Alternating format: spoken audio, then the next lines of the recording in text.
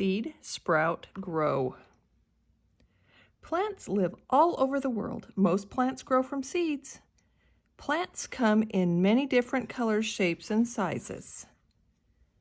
Sunflowers grow from sunflower seeds. Apples grow from apple seeds. And pumpkins grow from pumpkin seeds. Look at all the pumpkins. A pumpkin seed is buried in the dirt. Seeds need water to grow just like you.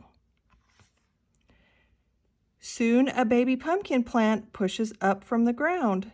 A baby plant is called a sprout or a shoot. The baby plant grows into a leafy vine with yellow flowers. There's the bee. Bees drink sweet juice from the pumpkin flowers. The flower turns into a little green pumpkin. Wave hello to the baby pumpkin. The baby pumpkin grows bigger and bigger.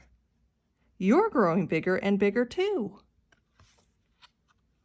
When the nights get cold, the pumpkin begins to turn orange. A garden filled with pumpkins is called a pumpkin patch. Hooray! Now the pumpkin is ready to pick. What's inside the pumpkin? Pumpkin seeds.